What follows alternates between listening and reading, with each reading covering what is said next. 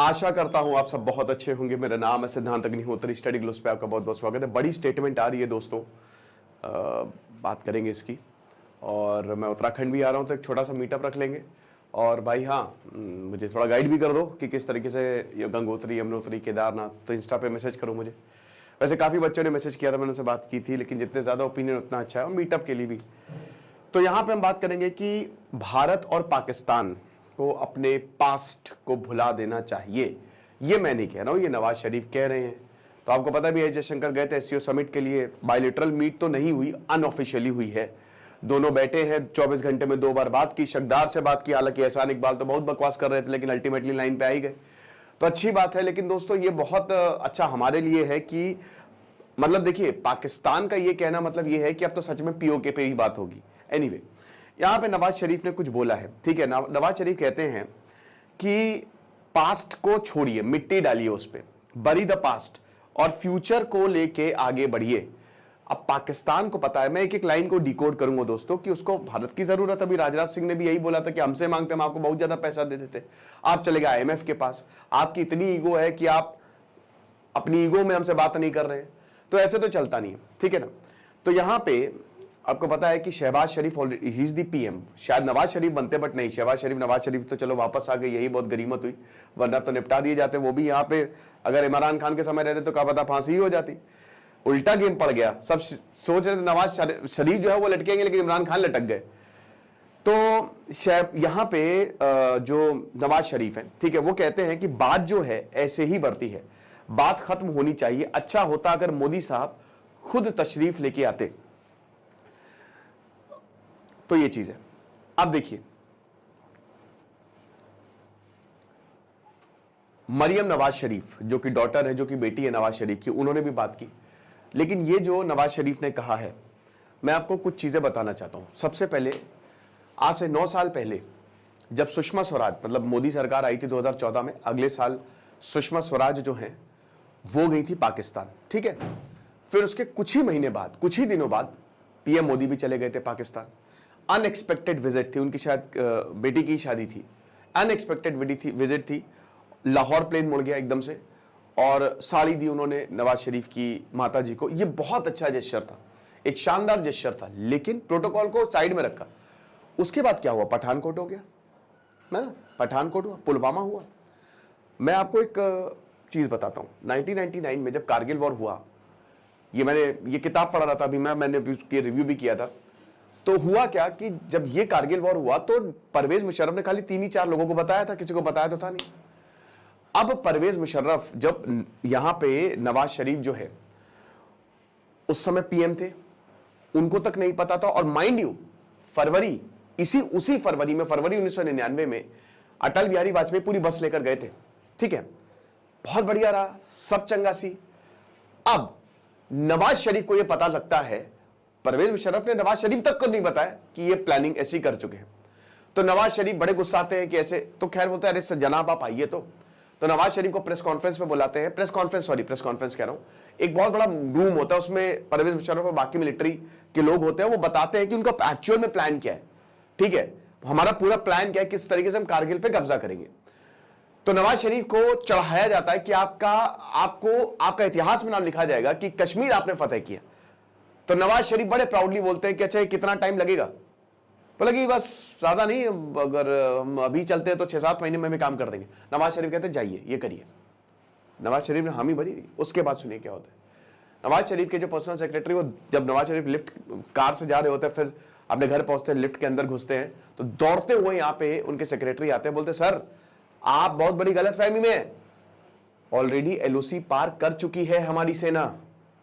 क्योंकि यहां पे अभी तक नवाज शरीफ को ही बताया जाता हम करेंगे, बोला कि आपकी परमिशन भी नहीं ली गई और ये एलओसी पार चले गए। तो नवाज शरीफ बुलाते हैं मिलिट्री को, परवेज मुशर्रफ को, तो डांटते हैं, लेकिन परवेज मुशर्रफ कहते हैं कि अरे सर आपके हिसाब से ही होगा। तो नवाज शरीफ कहते हैं कि देखा, इन्हीं के हिसाब से होगा। तो इनकी बातों पर आप भरोसा मत करिए बहुत ज्यादा, ये पीठ पे छुरा भूकने वाले लोग हैं, है ना। आप जितना भी इनसे प्रेम दिखा लेंगे, लेकिन यार कुछ टेक इश्यू आ गया था, मुझे लगता है कैमरे की सर्विसिंग करानी पड़ेगी। एनीवे, चलो यार, अब थोड़ा डिसरप्शन आ गया तो 1 मिनट बस आपसे बोलना चाहूंगा कि हमारा ये शानदार यूट्यूब का कोर्स आप जरूर अवेल करें। आपको बहुत ज्यादा फायदा होगा। सिर्फ 400 रुपए का हमने ये बनाया है, स्किल कूपन कोड यूज करेंगे और आज के लिए बस ये कूपन कोड एक्टिव है। तो इसके बाद एक कोर्स थोड़ा सा हजार रुपए का हो जाएगा, तो फटाक से आप कोर्स को अवेल करें, ऐप को डाउनलोड करें, वेबसाइट विजिट करें, आपको पता चल जाएगा कि आखिरकार यूट्यूब कैसे काम करता है, आपको जॉब अपॉर्चुनिटीज मिलेंगी। हमारा पहला स्किल डेवलपमेंट कोर्स है जिससे आप पैसे कमा सकते हैं। आ जाए, मजा आएगी। तो वही बता रहे कि कुछ भी करो, ये सुनेंगे अपनी मिलिट्री की ही। ओके, अब यहां पे ये भी बोला, मरियम नवाज से जब पूछा गया तो बोला कि देखिए, जहां से हमने सोचा था वहां से शुरुआत करनी चाहिए। हमने 75 साल खो दिए हैं, अब हमको अगले 75 साल की देखना चाहिए। ठीक है, उसके बाद फिर नवाज शरीफ कहते हैं कि देखिए, मैंने कोशिश की थी कि रिलेशनशिप को अच्छा करें, बट उसको डिसरप्ट किया गया अगेन एंड अगेन। अभी देखिए, चलिए अच्छा, पहले हम इसको स्टेटमेंट को पूरा कर लेते हैं। अब हम पड़ोसी हैं, हम अपने पड़ोसी चेंज नहीं कर सकते, ना ही पाकिस्तान ना ही भारत। हम अच्छे पड़ोसी की तरह रहे तो अच्छा होगा, और हमको पास्ट में नहीं जाना चाहिए, हमको फ्यूचर में देखना चाहिए। अब ये इतनी बेवकूफी वाली बात है। अभी दोस्तों कुछ ही महीने पहले नवाज शरीफ ने यह मान लिया था कि कारगिल में पाकिस्तानी सेना थी, है ना। ये ऐसा कह रहे हैं 75 साल ये वो फलाना। भाई 75 साल में आपने हमसे बदतमीजी की, हमने तो सब कुछ दिया।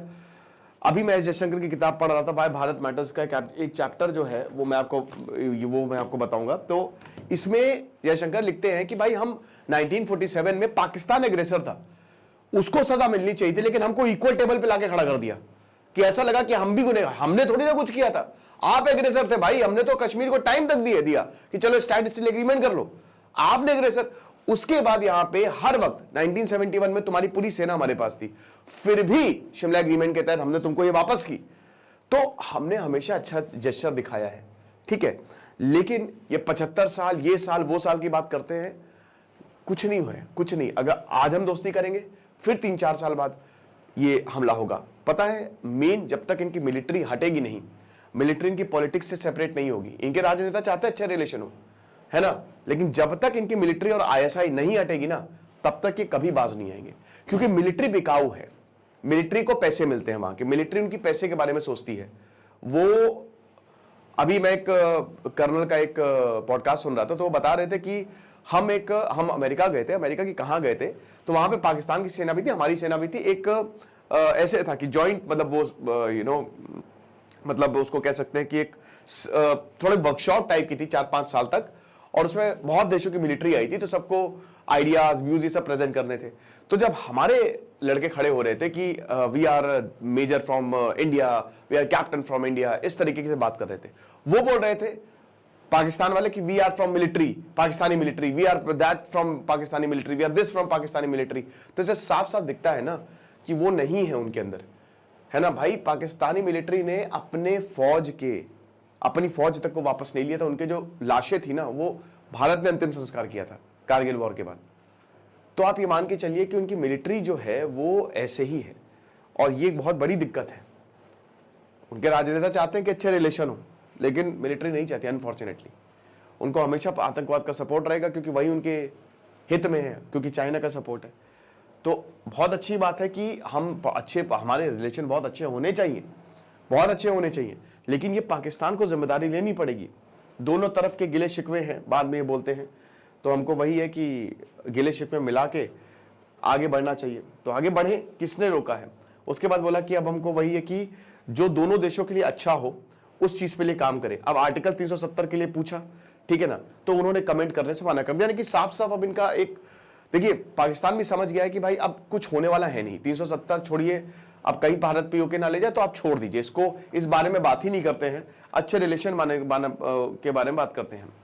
तो जब नरेंद्र मोदी 2015 में आए थे, उनके बारे में पूछा गया, तो बताते हैं कि जब नरेंद्र मोदी आए थे, मोदी साहब आए थे, तो एक बहुत ही प्लेजेंट सरप्राइज था, ठीक है ना। उन्होंने काबुल से मुझे कॉल किया था और बोला कि वो यहाँ पे आना चाहते हैं, वो मेरे घर आए, मेरी माँ से मिले, मेरी वाइफ से मिले।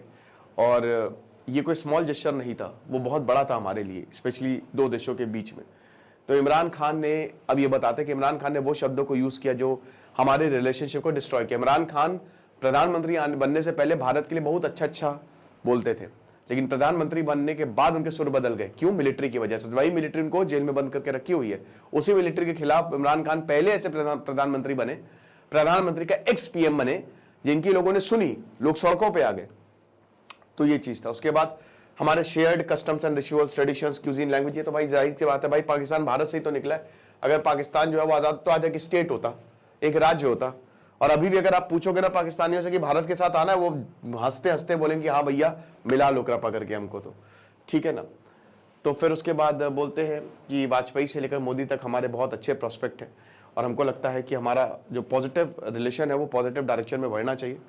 और अब ज़रूरी है कि हम एक पुल बनाएं जिससे उधर से भारत आए, मतलब एक प्यार का पुल जिससे इधर से पाकिस्तान जाए।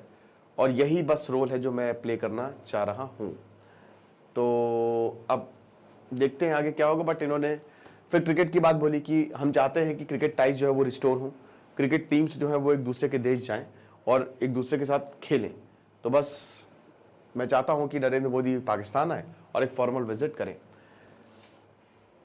उसके बाद मरियम नवाज जो अपने पिताजी के बगल में बैठी थी, तो इन्होंने बोला कि मैं भारत जाना चाहती हूं, मुझे बहुत ज़्यादा प्यार मिला है और अफेक्शंस मिलता है जो तीर्थयात्री होते हैं, जो करतारपुर आते हैं, तो मैं भारत जाना चाहती हूँ, स्पेशली पंजाब में। ये बात तो उन्होंने बोली, ये सब अच्छा है, हर कोई चाहता है कि पाकिस्तान से रिश्ते अच्छे हों, ठीक है। लेकिन वही चीज़ है ना कि किस बिना पे, कैसे। एक तरफ भाई आप ट्रेड और टेररिज्म, आप आतंकवाद को खत्म करो, सबसे पहले हम आपको मदद करेंगे, लेकिन ये होता नहीं है ना। हम कितनी बार मौका देके देख चुके हैं, हमको हमेशा धोखा ही मिला है। तो इस बार मुझे नहीं लगता कि इस बार एकदम भारत के जो स्टैंड है वो क्लियर होना चाहिए। और आपको नहीं पता कहां से पैसा किधर जा रहा है। टेरर फंडिंग जो है ना, ये बहुत मतलब पाकिस्तान के बड़े बड़े लोगों के नाम आते हैं। आप देख लीजिएगा, आप चाहें तो सर्च कर लीजिएगा, इसमें रिपोर्ट्स हैं कि बड़े बड़े लोगों के नाम आते हैं इन चीज़ों में। तो देखना पड़ेगा, बाकी जो है मैं आपको बताऊंगा। Thank you so much.